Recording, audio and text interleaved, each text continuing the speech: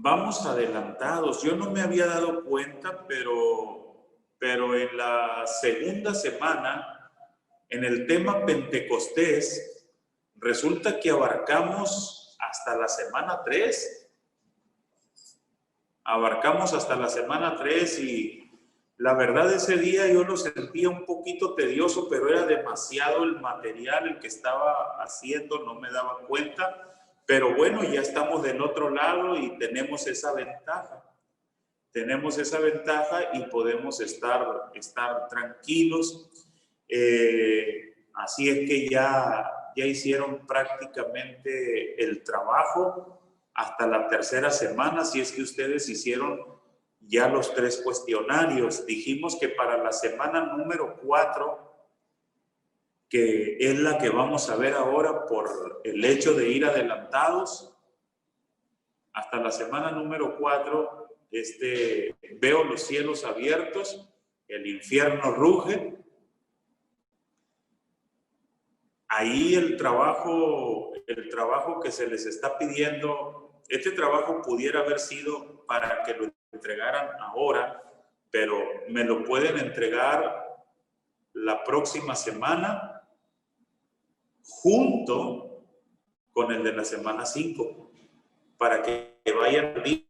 Y si quieren avanzar, si tienen tiempo y quieren trabajar hasta la semana 6 y tener todos los trabajos ya hechos y no tener pendientes de ese tipo y abocarse a retener, al repaso y todo ello, pues mucho mejor, porque en la semana 7 tenemos examen. ¡Qué emoción!, ¿verdad? Les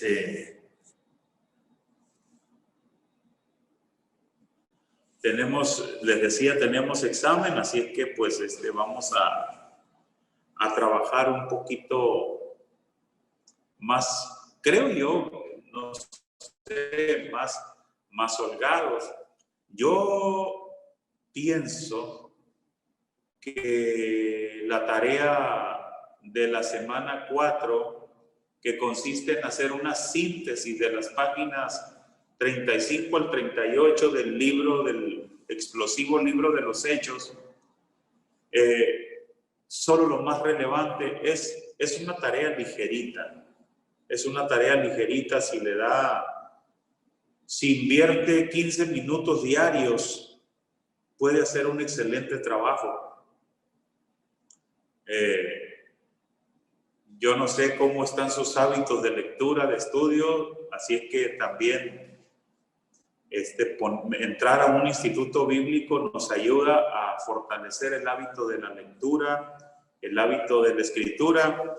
Le aprendí yo a Rick Warren algo que dijo y lo he puesto yo en práctica. Dice que se retiene un determinado porcentaje, para no decir qué tanto porcentaje y fallar a lo que Rick Warren dice. La idea es esta, que usted retiene un determinado porcentaje cuando está leyendo, pero aumenta el porcentaje de retención cuando lee y le sale por los dedos, es decir, que escribe lo que está leyendo, tiene más retención. Así que desarrolle el hábito de leer y escribir, y es por eso que yo les pido pues una síntesis y les pido lo más relevante de esos capítulos, que les va a ayudar mucho ahorita el estarlos mirando, el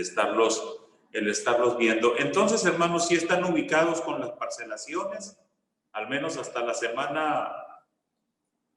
semana número 7, hágame una señal con el pulgar hacia arriba si está ubicado. Si no está ubicado, pues pida asesoramiento ahí y se lo damos con mucho gusto. Está muy sencilla, es una parcelación muy sencillita la que tenemos aquí. De hecho, el libro ya la tenía y bueno, nos vamos a ir sobre esto, dije yo.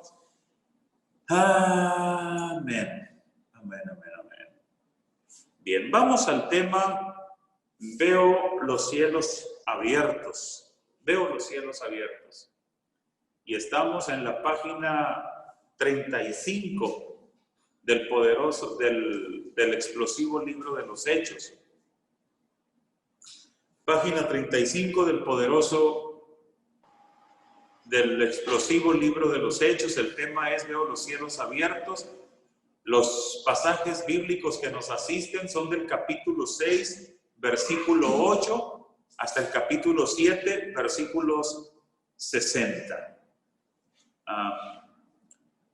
Y vemos de entrada, analizamos el ministerio de Esteban.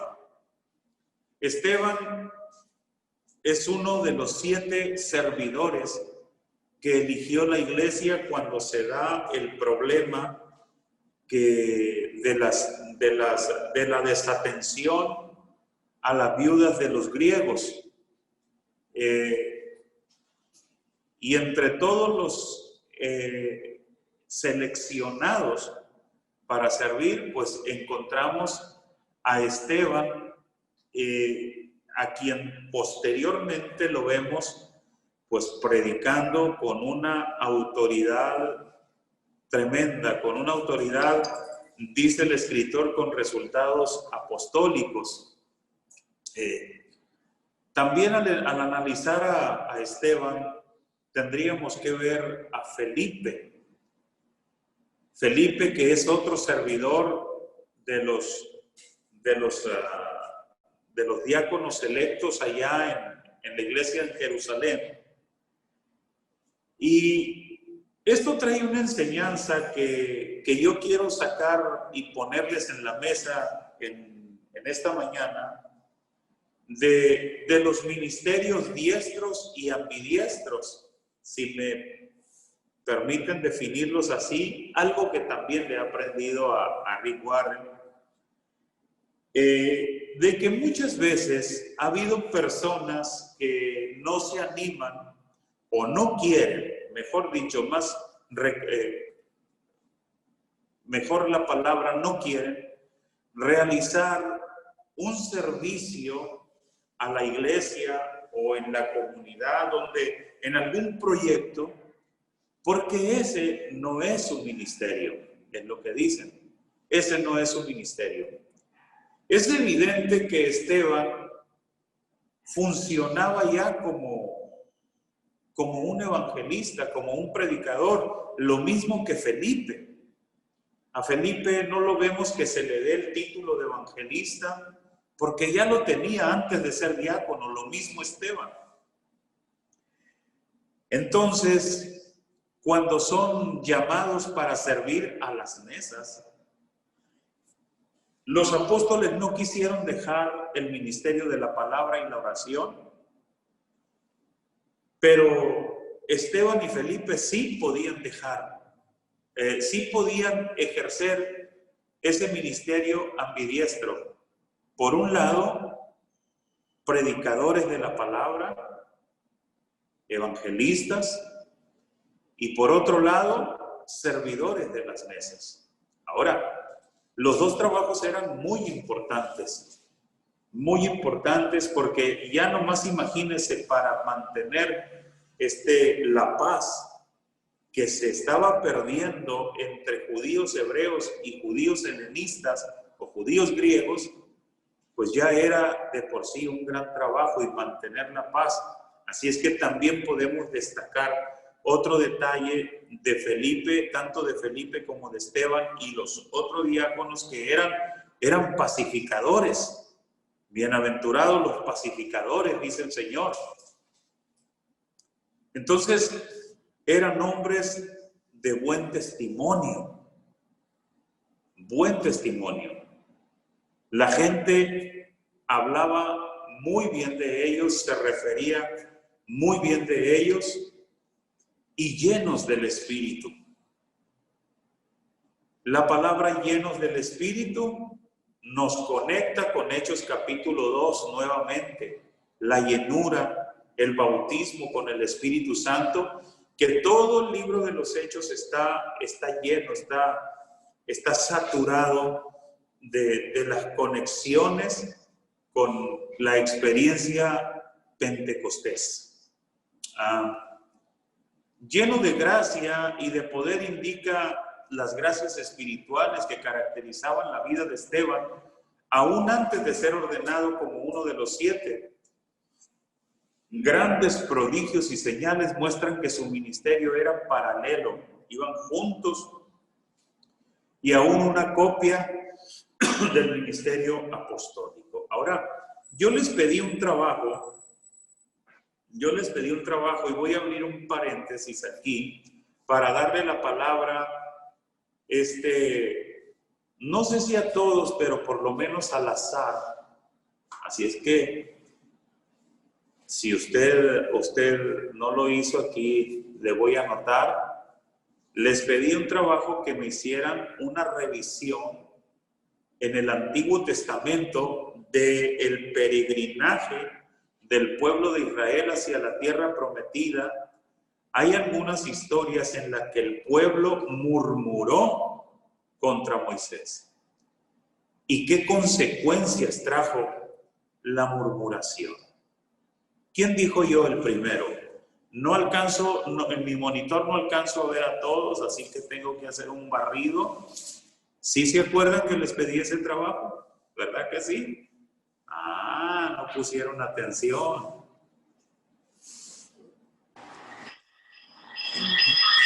Pastor, adelante. ¿Qué? Ahí va. Yo, ¿ahí me escucho bien? Siempre cuando recurro a eso de las murmuraciones, estudié otra vez porque me encanta el asunto cuando Aarón y María murmuran contra Moisés. Y me gusta mucho porque hay una enseñanza increíble y estuve analizándola poquito y lo que provocó que tenían razón Aarón y María. Tenían razón de murmurar contra Moisés porque Moisés no debió casarse con esa mujer que no era del pueblo, ¿no? Sin embargo, Dios honra mucho a la vida de Moisés porque era un hombre el más noble, el más manso sobre la tierra, dice la Biblia. Y esta murmuración provocó que se detuviera el pueblo, que no avanzara, que se detuvieran 7 días hasta que fueran restaurados otra vez estas personas, Aarón y María, y entonces siguieron la travesía. Pero lo que provocó en sí la murmuración fue que se detiene de cumplirse el propósito, ¿no? Es lo que yo creo, Dios me reveló en ese pasaje. Muy bien, hermano. Entonces, sí me escucho bien, ¿no? Entonces, vemos las consecuencias de la murmuración. Podemos sacar conclusiones de esto. ¿Cuál era el propósito del enemigo al desatar, al liberar a su mascotita favorita llamada murmuración en la iglesia creciente, conquistadora? ¿Cuál era el objetivo? Frenar, detener, impedir avance, crecimiento, división. Gracias, pastor. ¿Alguien más? ¿Alguien más? Opine, abunde en lo que el pastor ha dicho, con toda confianza, adelante.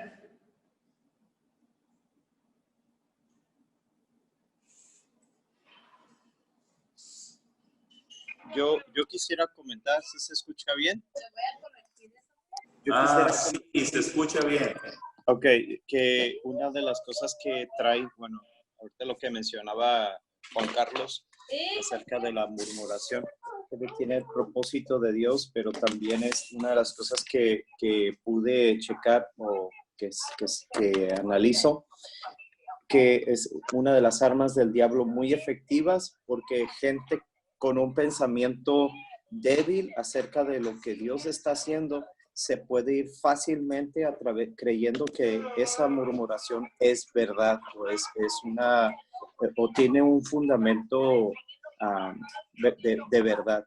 Entonces, aparte de tener el plan de Dios, divide a la gente, divide en su forma de pensar. Por ejemplo, más en el liderazgo, la gente que murmura cambia, hace una división. Si pensaba esto de esta persona, ahora sí que lo parte en dos, ¿no? Ahora sí hay una como en duda la integridad de las personas, etcétera.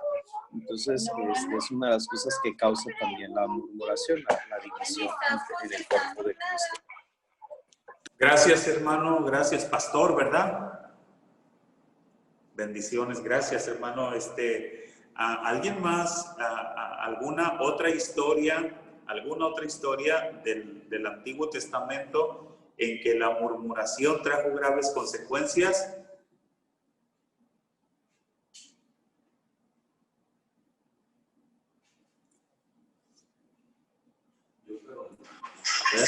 Hermano, Bueno, ¿escuchas? sí. Déjame que le baje Juan porque si no se oye muy feo. Yo encontré otra en Éxodo 16 que hablan que también murmuraron contra Moisés y Aarón cuando salieron de Egipto, que no tenían nada que comer, que decían que mejor se hubieran quedado en Egipto esclavos, pero tenían comida. Entonces empezaron a murmurar contra Moisés y Aarón, y ahí el mismo Éxodo dice que Dios les dijo por medio de Moisés que no murmuraban en contra de ellos, sino que murmuraban directamente a Dios, hablaban de Dios, que no iba a suplir sus necesidades. Entonces hablaba que no confiaba este pueblo, todavía no estaba su corazón listo para recibir lo que Dios tenía para ellos. Es tremendo. La murmuración bloquea entonces. La murmuración es algo terrible. Por eso yo le llamo la mascotita predilecta de Satanás, la murmuración. Y cuando la suelta en un proyecto, en una obra, en una congregación, causa muchos problemas. Voy a dejar un lugar más a alguien que quiera abundar sobre lo que ya la pastora y los pastores han dicho.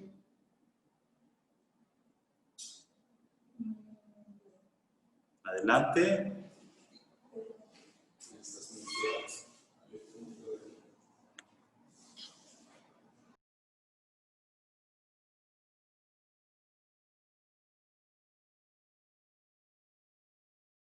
Okay.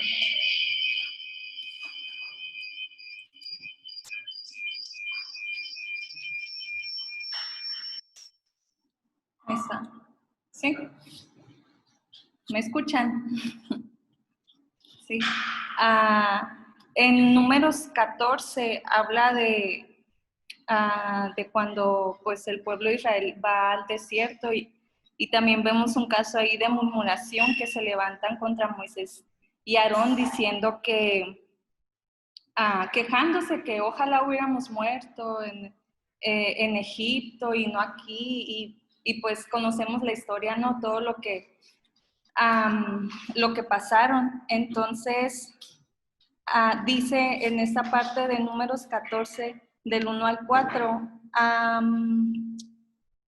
dice, nuestras mujeres y nuestros hijos vendrán a ser presa. ¿No sería mejor que nos volviéramos a Egipto? Y se decían unos a otros, nombremos un jefe y volvamos a Egipto. Entonces, yo puedo ver aquí cómo la murmuración puede como bloquear los planes y los propósitos de Dios para sus hijos, ¿no?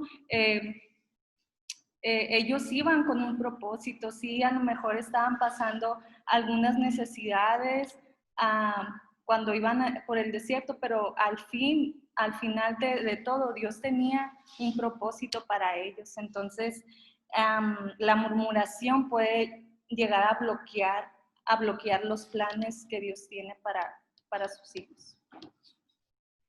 Muy bien.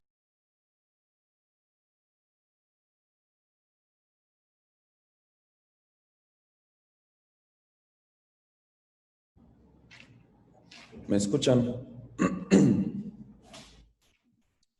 Necesitas mutearte, ¿no? Ya.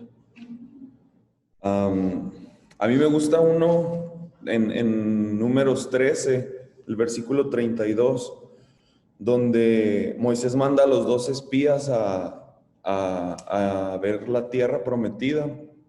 Entonces ya regresan y nada más 2 traen un informe positivo con una mentalidad pues de la promesa de Dios, ¿no? Y el resto, los otros 10, pues vienen escandalizados y que no se puede y no se puede. Entonces en el capítulo 32 dice que empezaron a divulgar entre los israelitas el mal informe de la tierra prometida. O sea, empezaron a hablar en contra de lo que Dios ya les había prometido. Y pues toda esa parte del pueblo empezó a murmurar, aunque no use esa palabra, creo que eso estaban haciendo, murmurando en contra de Moisés, hablando en contra de lo que Dios ya les había dicho. Y pues vemos una consecuencia impresionante, que todos ellos ahí murieron y no entraron a la tierra prometida, no recibieron la promesa. Entonces veo otra consecuencia de la murmuración que se interpone entre nosotros y la promesa de Dios y las promesas de Dios. Entonces muchas veces no recibimos lo que Dios tiene para nosotros enfrente porque escuchamos la murmuración y somos parte de ella.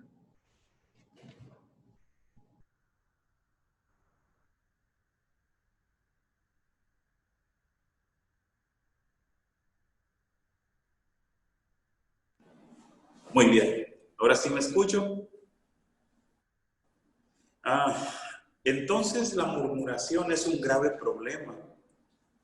La murmuración estanca la obra de Dios. 40 años en el desierto.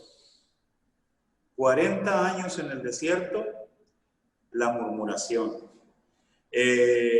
Miles, porque fueron miles de personas las que murieron víctimas de las serpientes ardientes.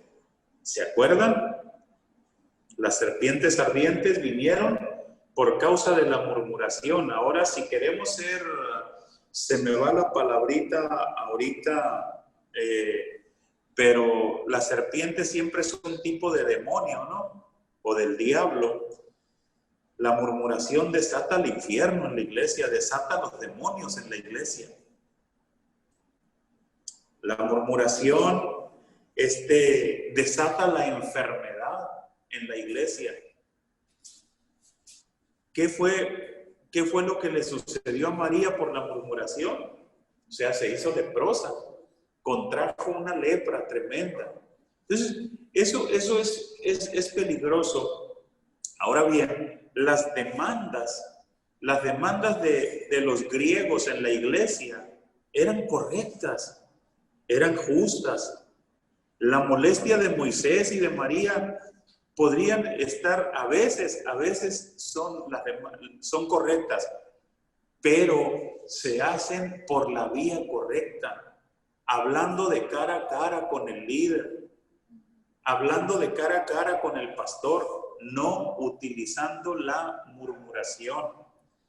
Ahora ya teniendo un panorama y habiendo abundado mucho sobre el asunto de la murmuración, haga de cuenta que estos 7 diáconos, pero en especial el que nos asiste esta mañana es Esteban, ¿cómo cataloga usted el trabajo de atender las mesas? Atender las mesas no era únicamente darle ración a aquellas gentes diaria, sino mantener la paz. ¿Cómo cataloga usted ese trabajo? Ese trabajo no era para nada inferior al trabajo de estar predicando en las calles. De hecho, el mejor ministerio es aquel el que se fundamenta en una vida caracterizada por el servicio. Se lo vuelvo a repetir, el mejor ministerio en la calle o en el púlpito, el ministerio más impactante y más poderoso es aquel que se fundamenta en una vida de servicio. Y el ejemplo, el modelo perfecto de esto fue nuestro Señor Jesucristo, que Él vino a servir y no a ser servido.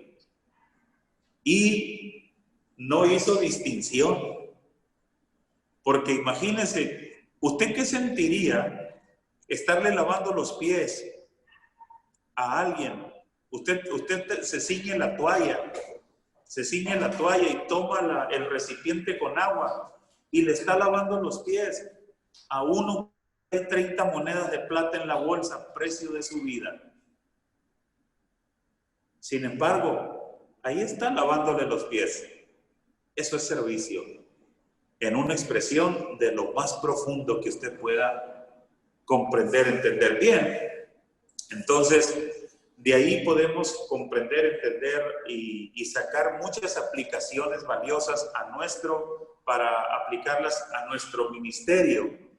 Del capítulo 6, verso 9 al 10, se nos habla de que hay por lo menos 4 diferentes sinagogas. Estamos en la página 35 todavía del explosivo libro de los Hechos. Pero aquí hay un error de escritura, ¿no? Posiblemente de traducción. Está entre paréntesis y se habla que el original griego parece indicar 3 o 4 diferentes sinagogas en este verso. Una o dos de ellas estaban compuestas de exprisioneros romanos o de sus descendientes. Pompeya había anteriormente tomado muchos judíos prisioneros. No es Pompeya, es Pompeyo. No, para que de alguna manera usted rectifique. Pompeyo fue uno de los emperadores romanos.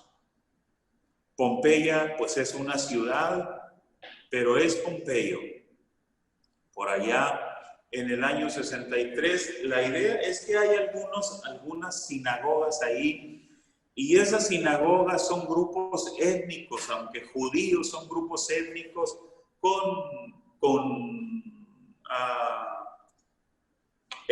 vamos a llamarles, eran grupos judíos homogéneos. Esa sería la manera en que yo los definiría. Es decir, que eran grupos judíos homogéneos. Me refiero a eso, o eso significa que tenían muchas cosas en común y se entendían entre ellos. La experiencia de la esclavitud, la experiencia de vivir en el extranjero, la experiencia de interactuar y mezclar con otras culturas, con otro idioma, con otras formas de pensar.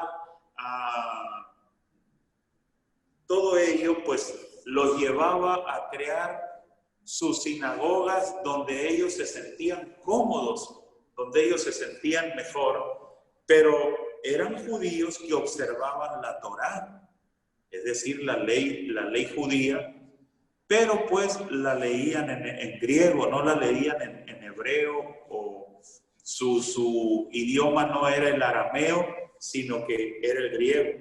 De hecho, hermanos, estos eran más duros de alcanzar, eran más hostiles al evangelio. Todos los judíos nacionalistas también eran duros, pero también estos, porque ellos fueron los que comenzaron la controversia con Esteban. Ellos fueron los que comenzaron la controversia con Esteban y eran tan fanáticos como los judíos nacionalistas, los judíos hebreos. Y las acusaciones también giraron alrededor del templo. El templo que habló palabras blasfemas contra el templo, las mismas acusaciones que le hicieron al Señor Jesús. El Señor Jesús una ocasión dijo: derriben este templo y en 3 días lo levantaré. Él se refería a su cuerpo. Pero hubo otra profecía que Jesús habló y en la que él profetizó la destrucción total del templo, donde no quedaría piedra sobre piedra. En una ocasión Jesús habló del templo de su cuerpo, pero otra ocasión Jesús habló del templo como algo literal, en Mateo 23, del 34 al 38, 24, 29 y 30. Una profecía que se cumple cuando el general Tito tomó Jerusalén, rompieron la muralla en el año 70 y derribaron el templo. Se dice que Tito no quería que destruyeran el templo, pero no logró detener a los soldados, las turbas ya molestas de los soldados. Y cuando literalmente tumbaron piedra sobre piedra, incluso que se dijo que en determinadas áreas hasta arados metieron, porque creían que había tesoros escondidos en el templo. Entonces ahí se cumple esto.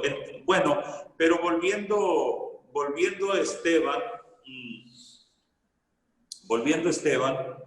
es acusado también por atentar contra el templo. Atentar contra el templo, estaba meditando yo que no es un problema judío únicamente. Toda sociedad se ha idolatrado con los templos. ¿Se acuerdan del capítulo 19 del libro de los Hechos, adelantándonos? La historia que hay en el capítulo 19 del libro de los Hechos es el problema que se da cuando Demetrio el platero, que hacía templecillos de Diana, decía: grande Diana de los Efesios, este templo va a venir a ser tomado en nada. Cuando el templo solo es la habitación, si es que se le puede decir, en nuestro caso, la habitación de Dios, porque en realidad los cielos de los cielos no lo pueden contener, como dice Salomón. Pero al punto a donde te quiero llevar es que toda sociedad termina idolatrándose con los templos. Abraham Lincoln dijo estas palabras: hacemos los edificios y luego los edificios nos hacen a nosotros. Y hay mucha razón en eso. Verá, piénselo. Hacemos los edificios y luego los edificios nos hacen a nosotros, porque el edificio termina controlándonos en mucho. El edificio termina controlando nuestras actitudes, en cómo gastamos nuestro dinero, en cómo reaccionamos con la gente. Nada más un ejemplo ahora en estos días de pandemia, cuando nuestros templos fueron cerrados. ¿Qué actitudes hubo de pastores y del pueblo de Dios al sentirse sin templos? Sentíamos como que si nos hubieran quitado a Dios, ¿no?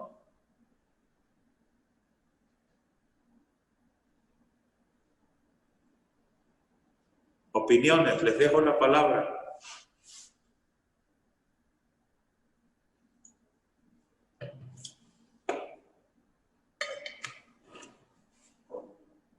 ¿No?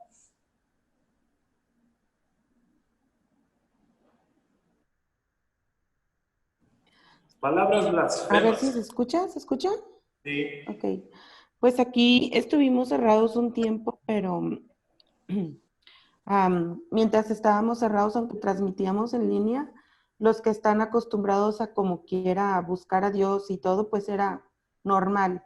Pero para muchos no lo era y muchos sí decían que sí era peligroso morir por el virus, pero era más peligroso que muchos estaban muriendo espiritualmente por la falta de costumbre, ¿no? De estar acostumbrados solamente a que el templo es una iglesia, no el hecho de buscar a Dios en la casa, ¿no? Personalmente. Entonces, sí se llegó a mencionar algo acerca de eso. Como que si no pudiéramos desarrollar vida espiritual sin templo, ¿no? ¡Qué tremendo! ¡Qué tremendo! Que la vida gire alrededor de un templo. Está bien, tiene su función, pero no debemos de dimensionarlo a más allá. Era la forma como castigaban a aquellos que querían en los primeros albores de la Reforma protestante, la forma en que los tranquilizaba el movimiento católico era cerrándoles sus templos. Y les cerraban sus templos y era como que si les quitaban a Dios. Entonces, pudimos ver pues las reacciones de mucha gente. De hecho, yo me río porque mucha gente que ni siquiera asistía a los servicios regularmente. Ay, ¿cuándo van a abrir el templo? ¿Y cuándo? Y se abre. Nosotros el domingo pasado reiniciamos. Y hubo una ausencia específicamente de esas personas. O sea, curioso, el templo es muy curioso porque sí podemos decirlo, no es más que una manera idolátrica de ver y de interpretar el templo. Es lo que nos liberta. No el templo. Pero era la manera de caldear los ánimos, era la manera de despertar la furia, el coraje, y vaya que lo lograron, ¿verdad? Ahora aquí está este hombre enfrentando esta situación, todas estas acusaciones, y bueno, vemos aquí, tengo algo subrayado, dice, pues es posible, muy posible para figuras llenas de gracia, de la gracia del cielo, el ser atractivas a los ojos de amigos y ser un terror para los enemigos. ¿No? Las personas llenas de gracia. Nos vamos al mensaje de Esteban, ahí en la página 36, y tenemos tres puntos principales que manejó Esteban. Y usted, si tiene el explosivo libro de los Hechos, el número 1, la actividad de Dios no está geográficamente limitada a la tierra de Israel. Los judíos eran etnocéntricos, o sea, orgullosos. Todo se centraba en su nación. Su nación era lo bueno.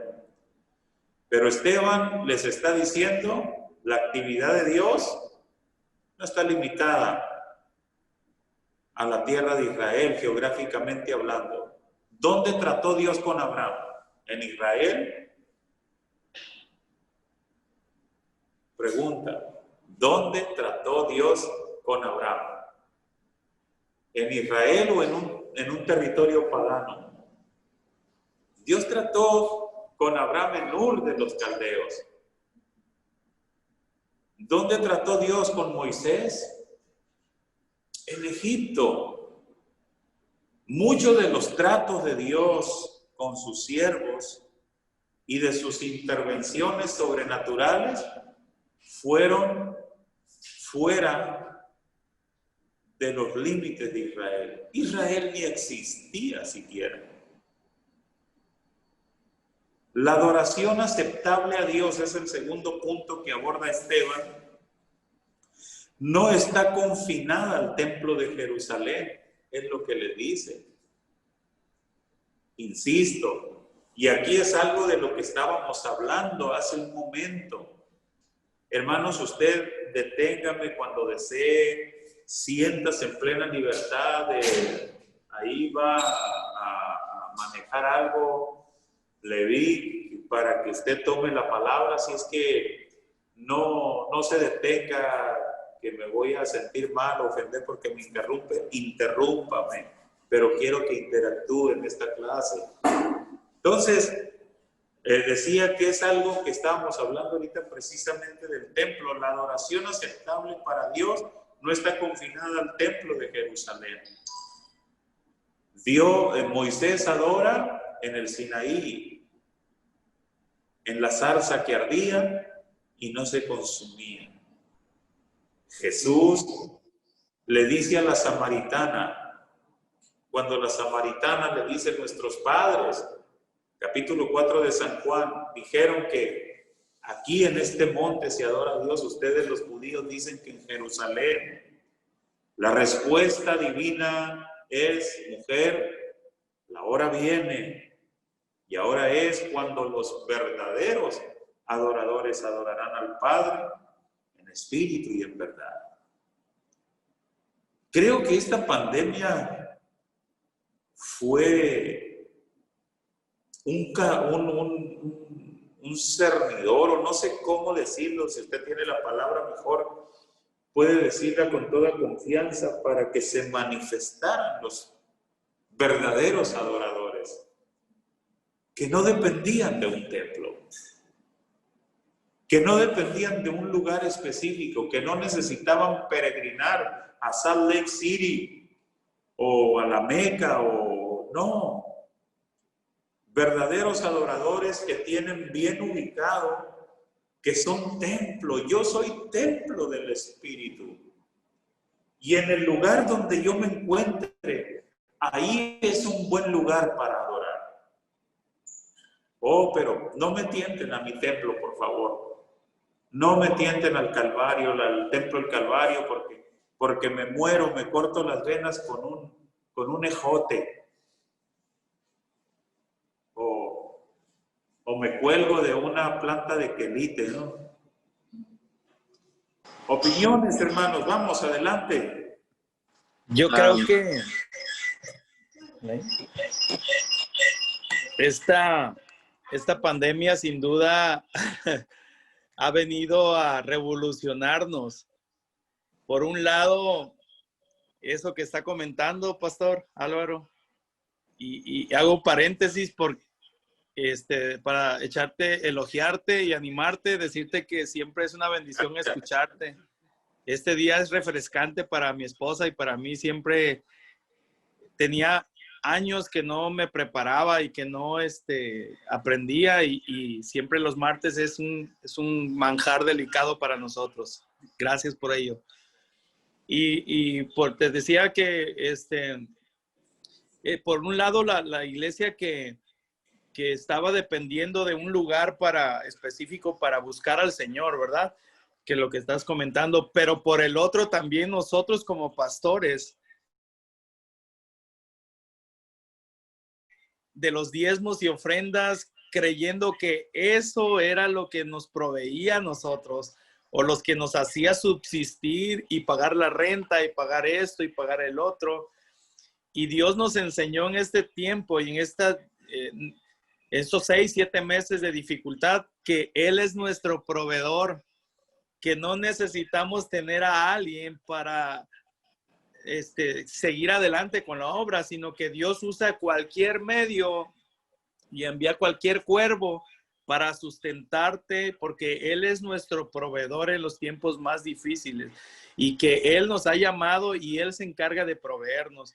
Y yo creo que muchos pastores estaban tambaleándose en ese asunto, queriendo regresar porque querían subsistir, y Dios nos ha enseñado eso, y yo no sé si algún pastor no ha entendido eso, pero esto es importante. Dios nos llamó y Dios nos provee, y independientemente si vamos y si asisten o no asisten, Dios se encarga de nosotros. Entonces, creo que esto ha sido una revolución increíble, tanto para el pueblo de Dios como para nosotros que estamos al frente, tratando de enseñar al pueblo que no dependemos de un lugar, sino que ahora es, ¿no?, cuando los verdaderos adoradores adorarán al Padre en espíritu y en verdad.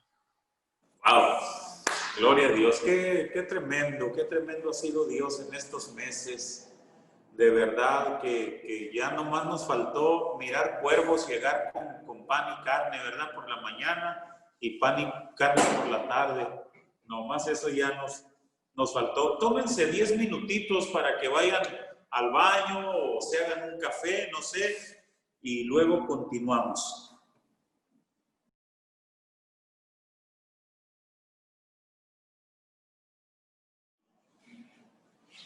Muy bien. Vamos a ir acomodándonos. Vamos acomodándonos para cerrar este tema de este día. Así es que ahorita hablamos de los 3 puntos principales del discurso de Esteban.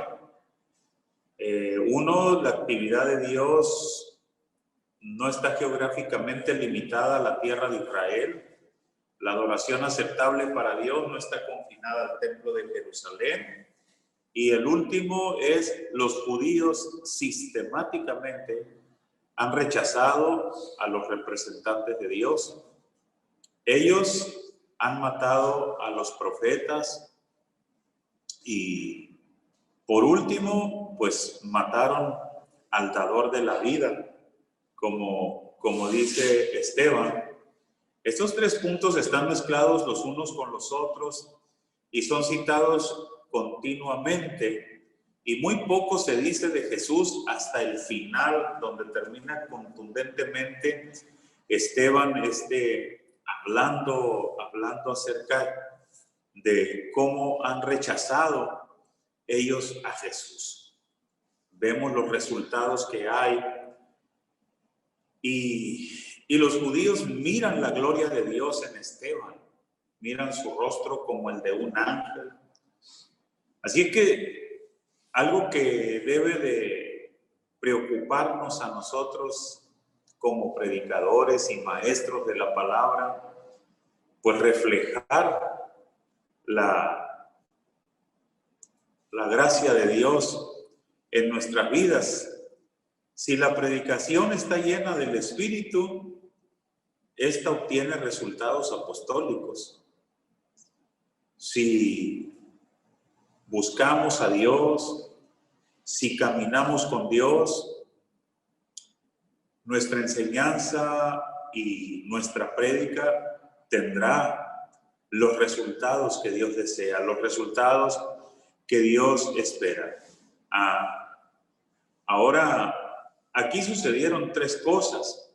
Lo primero que se registró, pues es que los judíos lo apedrearon hasta morir. Y así se registra el primer mártir. El primer mártir de la historia de la iglesia primitiva. Cabe decir, dicho sea de paso, que la palabra mártir, en realidad lo que quiere decir es testigo, martus, del griego martus, es testigo.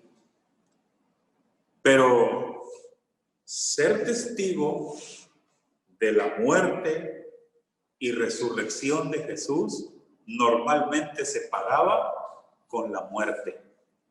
Y por eso es que martus o mártir ahora tienen una connotación de alguien que muere por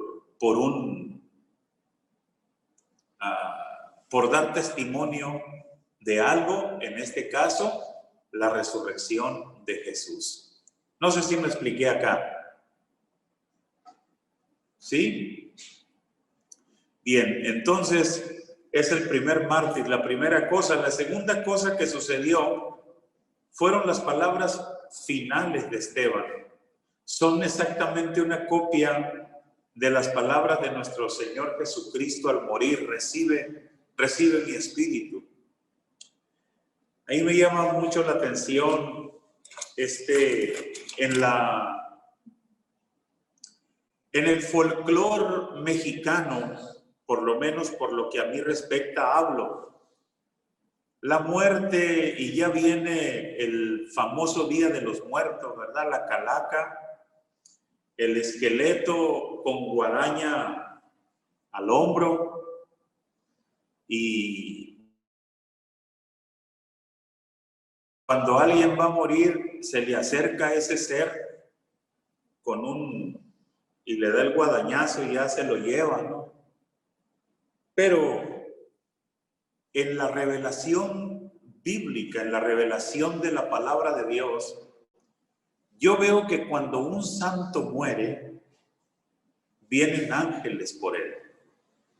No ese ser esquelético, con guadaña.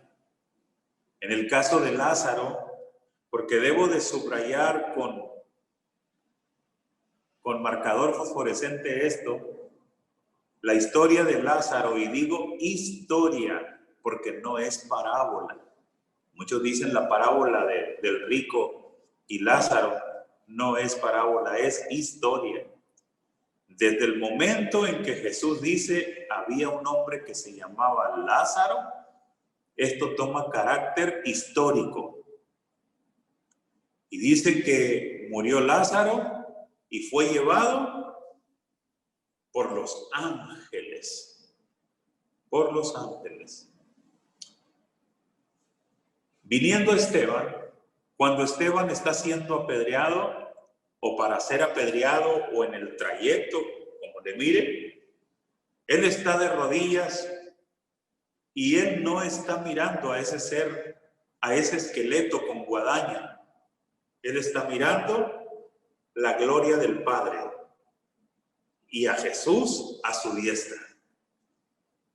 Y él está diciéndole, recíbeme, recíbeme. A esto le podemos añadir un pasaje paralelo de un salmo que dice, maravillosa es a los ojos de Jehová la muerte de sus santos.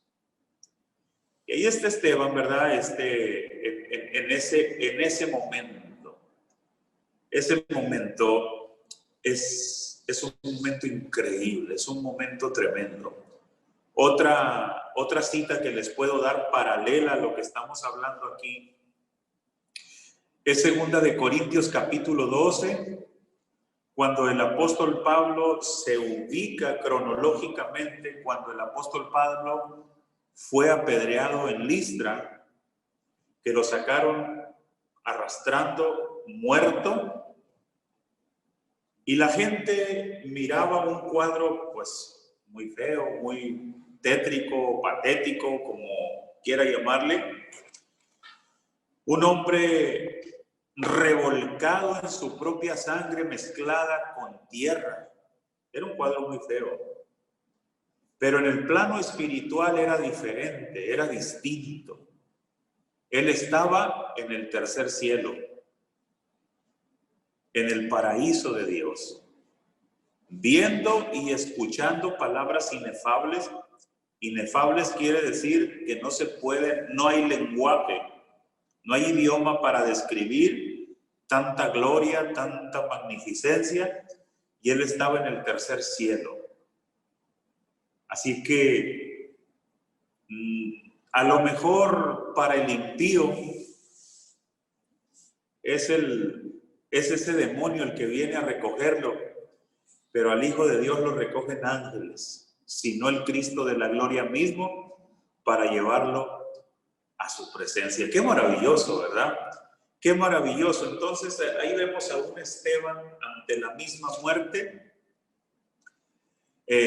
no mirando a los enemigos piedras en mano, sino mirando la gloria de Dios, perdiendo noción del mundo natural y cobrando una conciencia increíble de su herencia, del destino maravilloso que espera a todos los hijos de Dios. La tercera cosa que aconteció es que muchos vieron aquello, pero muy pocos lo notaron. Y nos referimos a aquel joven que estaba cuidando las ropas de los verdugos de Esteban. Aquel joven era Saulo. Pablo, el famoso apóstol, convertido ahora en nuestro héroe, el apóstol Pablo. Creo que el corazón de Pablo ese día fue agredido poderosamente, si me vale expresarlo de esta manera, por la gloria de Dios, por el Espíritu Santo, el testimonio de Esteban, dándole con todo en su corazón. Pablo no pudo volver a ser el mismo desde el día en que vio morir a un siervo de Dios. Se le clavó en su alma, se le clavó en su corazón. Qué cosa más gloriosa es que nuestras vidas en todo reflejen a Cristo y den un testimonio poderoso de Jesús y de la vida después de la muerte. Aquí llegamos a la página 38 y el tema es el contraataque del infierno. Cuando la iglesia decide vivir de acuerdo a su destino, es decir, asaltar las puertas del infierno, usted puede estar seguro de un contraataque del enemigo. Muchas veces vendrá desde dentro de una forma de infidelidad como Ananías y Zafira, los golpes desde adentro de la iglesia, y otras veces van a venir desde afuera. Entonces, no erremos, dice el escritor, no importa la forma del ataque, ese viene del mismo Satanás. Y una gran persecución se desata contra la iglesia, una persecución tremenda. Y vemos a Pablo muy activo en sus persecuciones. En Hechos capítulo 9, verso 21, mi esposita se llevó la Biblia otra vez. Vemos a Pablo que se está levantando furioso. De aquí yo quiero destacar algo para cerrar este tiempo de estudio. Dijimos Hechos capítulo 9, versículos 21.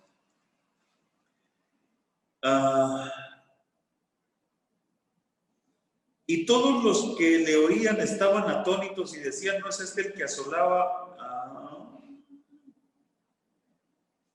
Creo que está mal este pasaje.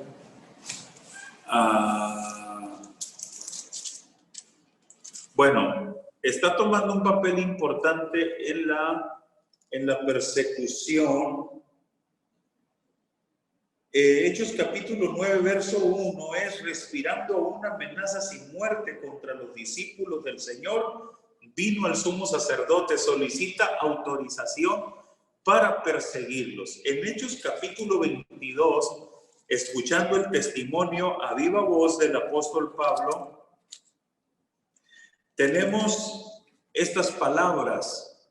Hechos 22, 4. Perseguía yo este camino hasta la muerte. Oiga las palabras del apóstol. Perseguía este camino hasta la muerte. Hasta la muerte. Prendiendo y entregando en cárceles a hombres y mujeres. No había distinción. No había distinción, así dejémoslo. 26 del 9 al 11 dice: y ciertamente habría creído mi deber, dice Pablo, hacer muchas cosas contra el nombre de Jesús de Nazaret, lo cual también hice en Jerusalén. Yo encerré en cárceles a muchos de los santos, habiendo recibido poderes de los principales sacerdotes, y cuando los mataron, yo di mi voto, yo votaba porque los mataran. Y muchas veces castigándolos en todas las sinagogas, los forcé a blasfemar, y enfurecidos sobremanera contra ellos los perseguí hasta las ciudades extranjeras. Gálatas capítulo 1, verso 13.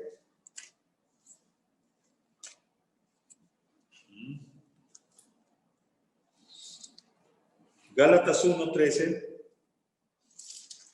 nos dice: porque ya habéis oído acerca de mi conducta en otro tiempo en el judaísmo, que perseguía sobremanera, o sea, exageradamente. Cuando dice Pablo sobremanera, dice exageradamente a la iglesia de Dios y la asolaba. Imagínate un lugar asolado, o sea, no quedaba nadie. Donde llegaba el apóstol Pablo, no quedaba ni un cristiano, la asolaba. Tremendo.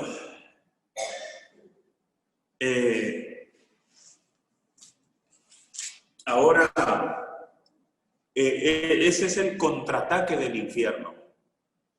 Si nosotros queremos vivir de acuerdo a nuestro destino de iglesia, no de templo, y asaltar las puertas del infierno, va a haber contraataque.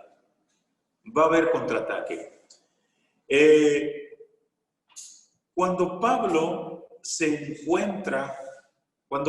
encuentra con Jesús en el camino a Damasco, y el Señor le dice Jesús, ¿quién es, Señor?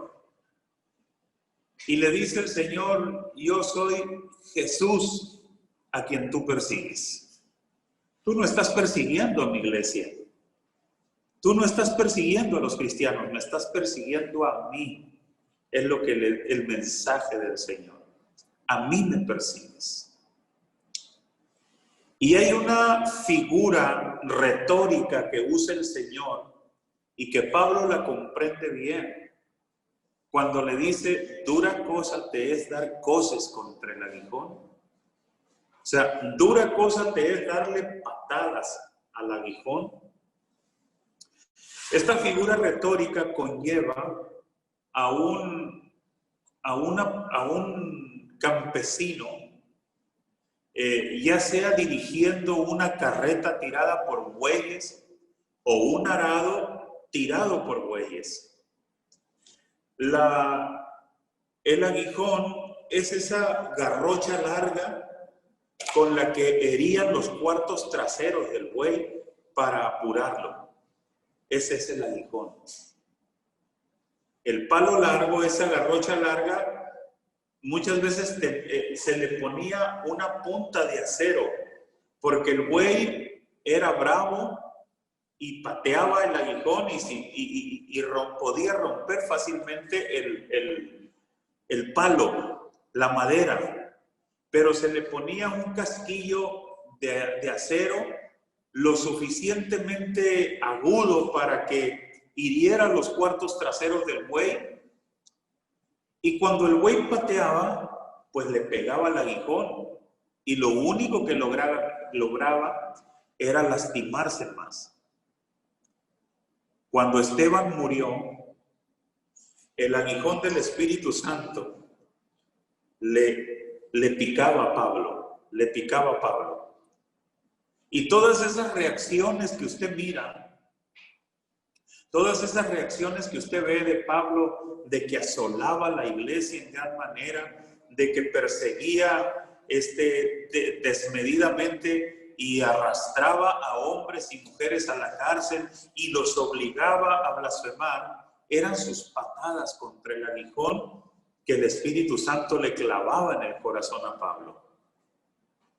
Al final, el aguijón dio resultado. Al final el aguijón cumplió su cometido. No se desespere, no se apoque, no se achique, o como dicen por ahí, no se achicopale cuando ve que muchas personas reaccionan con furia, con coraje al mensaje que usted predica. Es el aguijón que los está picando. Y ellos, en sus reacciones, están tirando cosas. Están tirándole patadas al aguijón. Quiero decirles, para despedirme ya, cerrar esto, el aguijón va a triunfar. Tenga confianza. Dios me los bendiga. Les doy un saludo. No sé, hermanos, pues ahí están, como dije ya en la parcelación, los trabajos hasta la página, hasta la semana 7. Resta hacer parcelación para las semanas 8 al 11, que confío en el Señor tenerlas listas y enviárselas completas ya en el transcurso de la semana. Por lo pronto, pues las tareas ahí están especificadas, ahí están, pues les deseo que tengan un desarrollo de semana bien bendecido en sus devocionales personales, en sus estudios personales, pastores, líderes. Dios me los bendiga. No sé si Leví tenga algo que comunicarles. Le dejo la palabra a Leví. Fue un placer saludarlos. Bendiciones.